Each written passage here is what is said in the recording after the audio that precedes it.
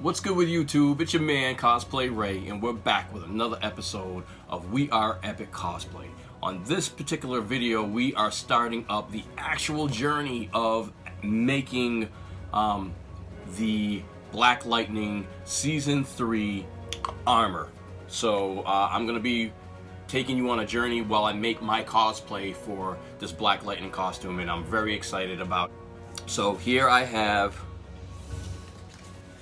a modified version of the templates for the chest, and here would be the center of the chest, and this would be kind of like the lower pectoral. So we're gonna go, it's gonna be kind of like this. So these pieces are gonna go together like that. Okay, so once again, here are the templates for that. All right, so let's get started.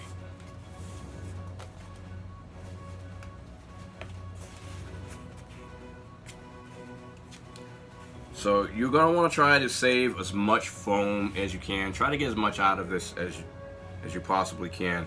So being that this is the chest, obviously, I think I'm going to go left side, right side. Well, technically this is the right side, but once it goes, if you flip it, left side, right side. Now you want to give yourself enough room to cut your pieces out.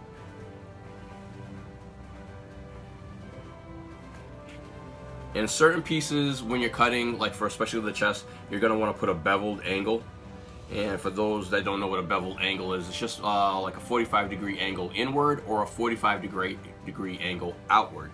And when you put a bevel, like if you cut one angle or one piece with a bevel, and then maybe you cut the other piece with a 90-degree cut, straight cut, when you put those two together, you're going to get a nice kind of angle on your piece, which would keep it from being just a flat piece. And when you're doing something like this, you want to have you basically want to have a nice dimension to it. You want it to look three-dimensional.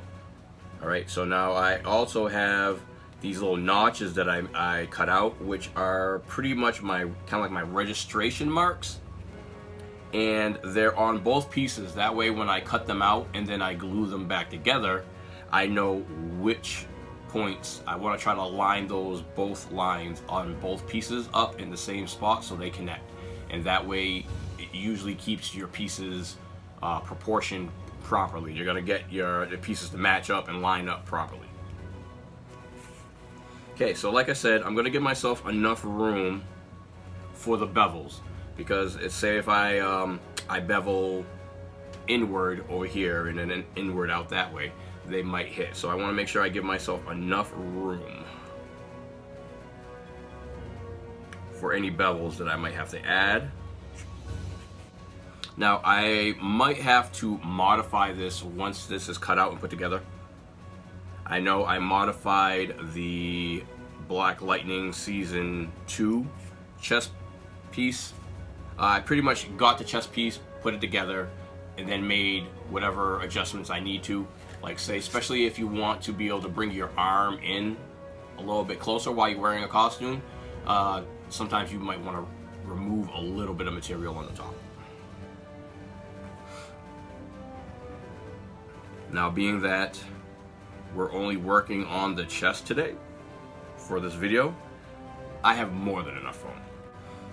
I think I'm just going to kind of chop these up. Now, I do notice that if you have a very sharp blade in between your cuts, that's why the sharpener is very important, because you can make one or two cuts with a sharp blade, and if it's not constantly sharp, it's going to basically cause like a ripping, like a tearing through the foam. Like I said, certain foams it'll cut like butter, but certain other foams you might have a little bit of difficult time. So you want to make sure that you always have your blade sharpener, you know, or go with the foam that's going to have the least resistance when cutting. Okay, so I know I just bought this, but I'm gonna kind of give it a little. All right, so now, well, you can see that, but I'm gonna cut out the bottom section first. Remember, at a 45-degree angle inward. All right, let's get this cut.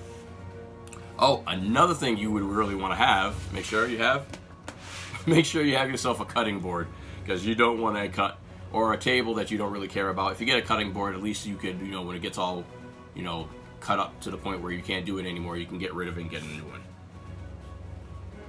All right, let's do this. Oh, start your cut slightly above where you want to cut it. You're gonna want to push your blade to the point where it touches the cutting mat.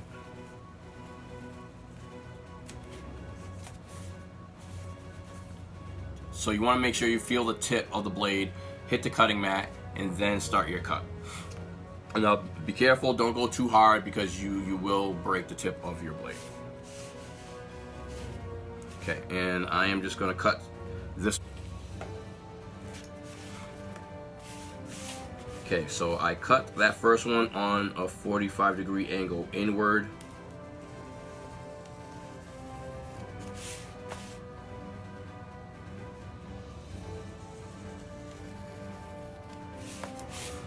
And remember, I'm starting my cut a little past the line.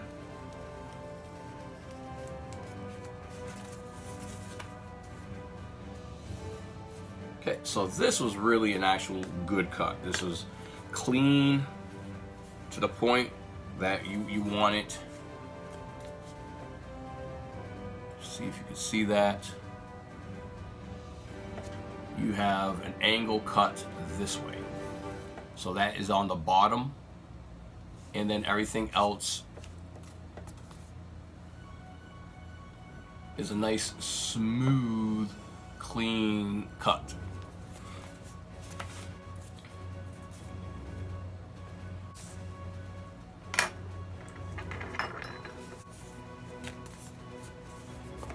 Okay, so now what you're gonna want to do is you're gonna take your heat gun and you're gonna heat up these pieces a little bit, and you're gonna actually put a little bit of shape into this. So you're basically gonna heat it up on both sides. You're gonna notice when you put heat to it, it's gonna get dark. It's gonna get a darker shade of gray, and that means it's just meaning that the pores are, I think, expanding, which is causing it to kind of like seal up.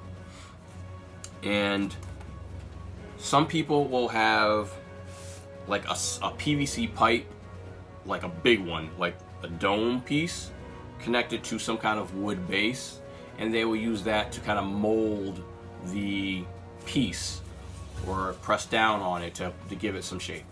I don't have one of those. Probably going to be one of the next videos that I do, show you guys how you can make one yourself. But all you really need is your knee or end of a table or a ball or something like that. Like I made this, which is actually a baseball covered with a piece of foam, and I stuck it inside a used kind of roll of masking tape, and that usually can help me to do my shape. So I'm actually going to use this to basically put some shape into this. Now let your gun get hot enough and just kind of go over your piece. I go anywhere between 3 to 6 inches away from the piece. I'm going to push this away because I don't want my cutting board to get warped by the heat. So you're going to make sure that you put enough heat on this piece, but you don't want to burn it. So make sure you keep it constantly a nice smooth motion going across it. Turn it over. Now the bottom, it doesn't matter if you burn it because nobody's ever going to see it. Now the bottom is where you're going to really want to concentrate a lot of that heat.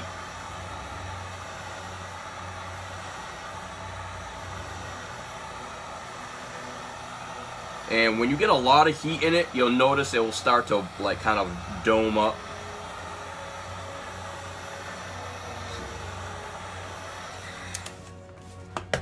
Okay, so now I am going to take my piece.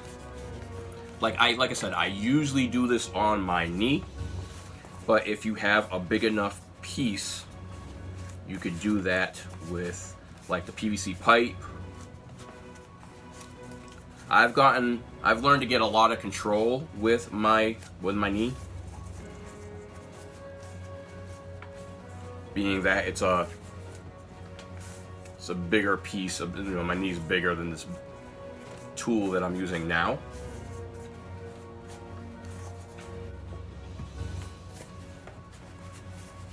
And you don't have a whole lot of time to do your shaping, so remember, you could always go back and add more heat to get the shape that you want.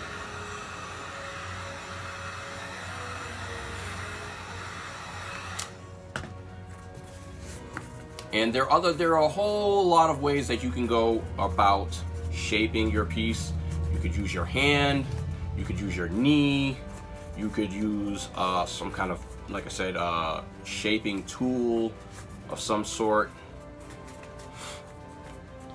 Like I said, I like to be able to get a nice contour shape, like how the chest should go.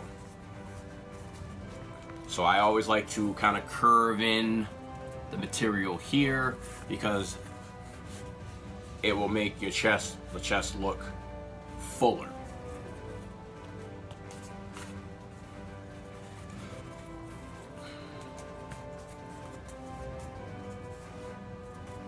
Okay, and you're also going to want to do the same thing with your bottom piece. You're going to want to put a little bit of shape into that as well. Not a lot, more of a curl than, and be careful, you're working with a heat gun, so you could burn yourself, so just be careful. Especially when you put it down, make sure you put it down away from you so you don't burn yourself. Okay, so with this, just gonna put a little bit of curl. I'm just gonna work on one half of this video, and then on the next video you'll see both pieces already done. Okay, so another product you're gonna want to get is some contact cement. Now I use the smaller bottles. It works fine for me. It comes with an application brush. You can get this at Walmart or Home Depot or wherever. It's like $4, $5 tops for a bottle of this, or you can get one in a can. Up to you. That way you can keep refilling the bottle if you need to. Now, contact cement will allow you to properly, I want to say properly, put your pieces together. Now, there are other means of putting your parts together, like hot glue. And when I first got started, I used hot glue. Now, hot glue, it comes out hot, and you have to hold the piece together for a little while for it to cool down in order to get a nice bond.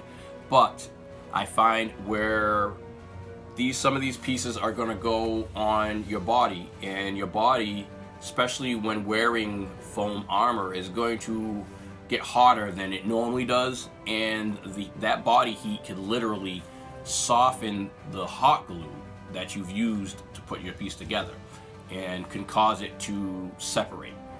So I have kind of gone completely away from hot glue. I only use pretty much the contact cement and the Zap-A-Gap. Now, for bigger pieces like a chest, where I want it to have a really nice flush seam, I'll go with the contact cement. And you're gonna want to put at least 1 to 2 thin coats on the piece that you want to, pieces that you want to put together. At least give yourself 5 minutes for the glue to become kind of semi-tacky, it'll start to look almost glossy in a sense, and that's when you know you're done. At least give yourself at least 5 minutes to let it dry. It is flammable, so you don't want to do this near like any type of open flame. Now ideally I should be wearing my respirator, but it's kind of hard to do that and do the video at the same time. But safety, like my friend says, safety fourth. But no, seriously, make sure you wear your respirator or something like that when doing this. And it's important to get the edge, that edge that you're gonna want that's gonna be seen. You want to make sure that's where you get the biggest concentration of your glue. Put that over there, because those are the parts that are going to be seen from the front. And just try to be careful with it, because you don't want to get like glue, like a blob of glue on your actual surface. So kind of be a little careful, mindful. I guess mindful is a good word for that. So when you're putting it on the edge, if you put too much and it starts to like run down or something like that down the front of your piece, it's going to show once you try to seal it and paint it. And there are other ways to kind of accelerate the drying process. You could use your heat gun. It's not an open flame, but it can help to super accelerate the drying process. Just definitely don't put it close. Keep it kind of at least a foot away. And like I said, it should get tacky. When it gets tacky and you can touch it like this and you hear it like kind of wanting to stick, you're good. But being that this is going to be the chest, I'm going to put a second coat. So I'm going to make sure I try to remember what I just told you and not put it this way. If it runs from the bottle down, it will be on the inside and not on the outside.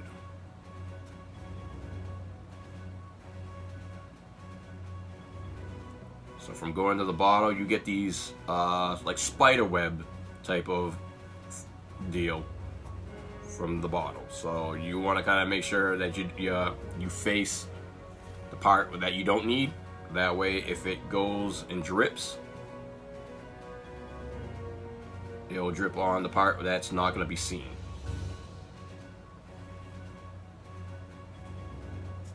And remember, you want to make sure that the edge that's going to make surface contact from the front has enough contact cement on it, because that's where you want the majority. You want to make sure you get it on pretty much all over the piece, but that edge is going to be like the most important.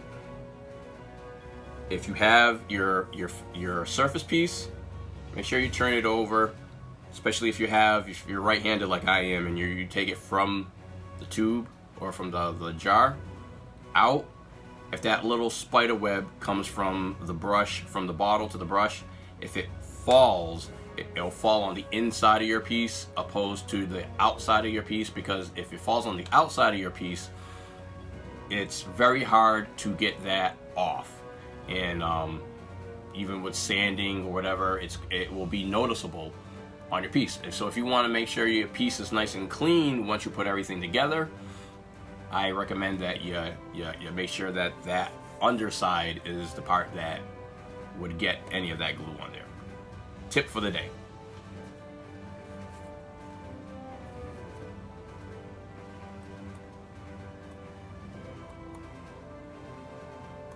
Okay, I'm just gonna. I know I'm using heat, but it's a little different. So, just to save some time here, because these videos it's gonna be at least a few videos to put together, so you guys should be able to get a lot of good content off of this series. Okay, I can see that this has a nice shine to it. I don't know how well you can see that, but it looks glossy.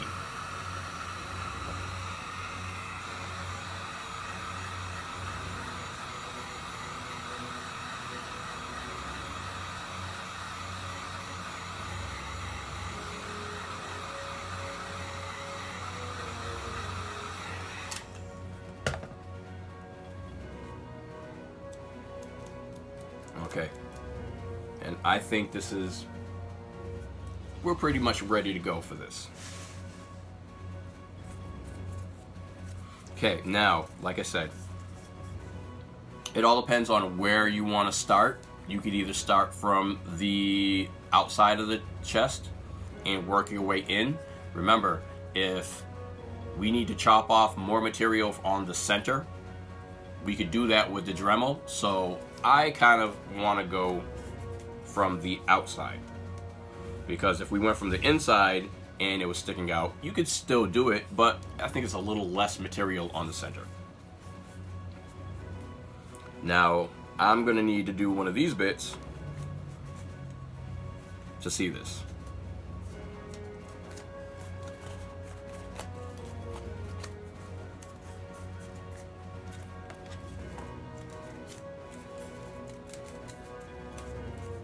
And always have good lighting. Make sure you have good lighting for this. Remember, make contact with the edge.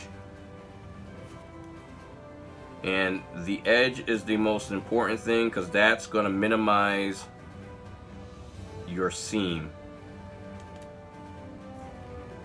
Okay?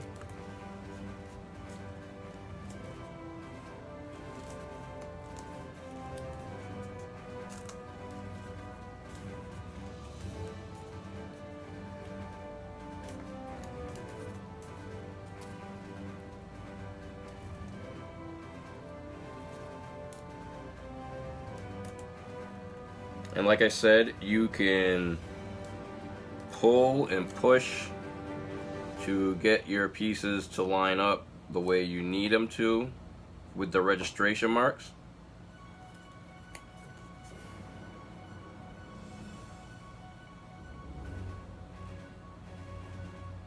And that's what I'm kind of doing right now. I'm kind of like pushing the material back.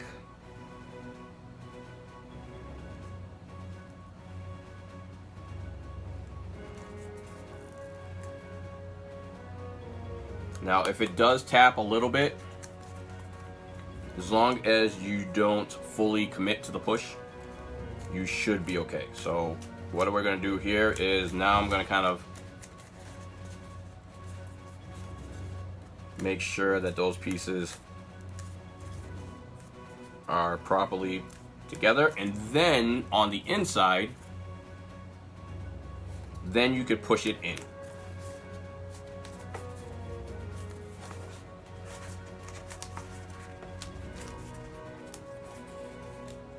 And if you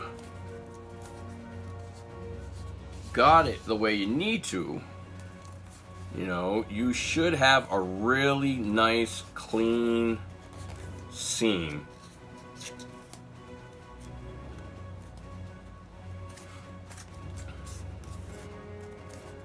Which I'm hoping that I did. Because remember, this is going for my personal cosplay. And remember, if you need to add more heat, you can do that to get more shape into your piece.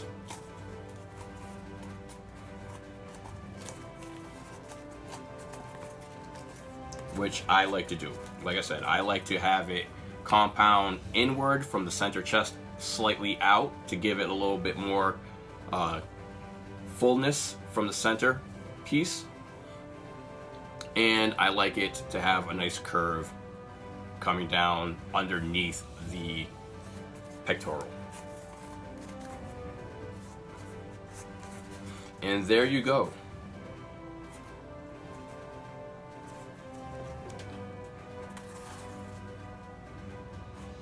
So now you get to see the angle on there. Now if you wanted more of an angle, you would not cut this bottom piece at a 90-degree angle. You would cut it at a slight, let's see, if I wanted it to go in a little bit more, you would cut it on a slight angle inward.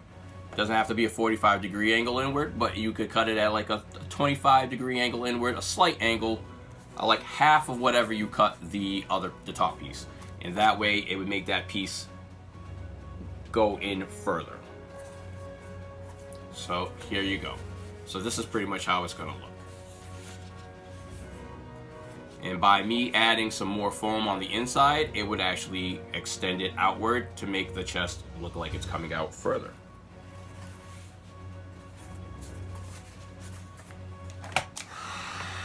So now remember, if you're trying to get more heat shape in there, just be careful, because your heat gun can cause the contact cement to open up.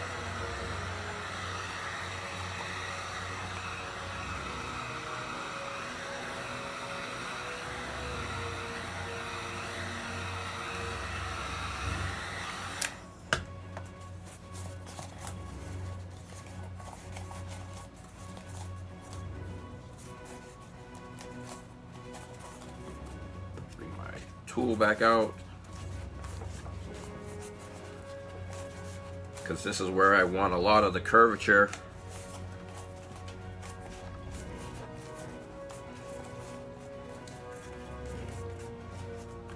I'm going to want a lot of the curvature mostly on the bottom, so I want it to kind of go from the top to curve more underneath the pec.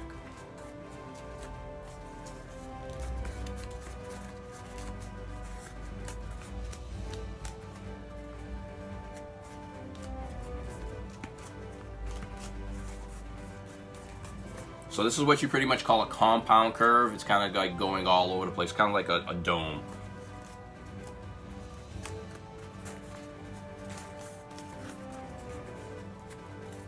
So there you are. There you go. See, a nice compound curve going in multiple directions. And we have glued our top piece to our bottom piece, which, like I said, will basically go underneath to be the bottom of your pectoral.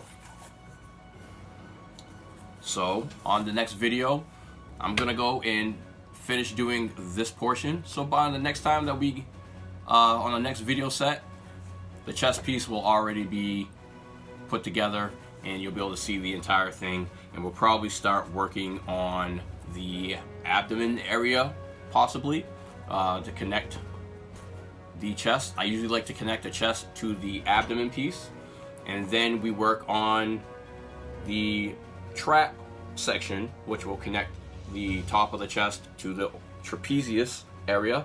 That will then connect to our back portion, spine, rear shoulder, and then oblique, so your side rib cage. So all that, you got to look forward to all those videos. I will show you in depth, so you will pretty much know exactly how I like to put these things together. And you could either choose to do similar, or you could possibly, who knows, maybe you could find a better way to put yours together.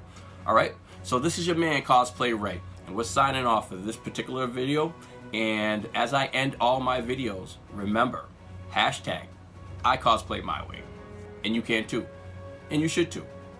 So if you really are excited about this build like I am, and the whole process of making yourself some foam armor, please be sure to subscribe to my channel and hit that notification bell, so that way you know when I put out all the other videos for this particular tutorial set. All right, have an awesome one. Be blessed.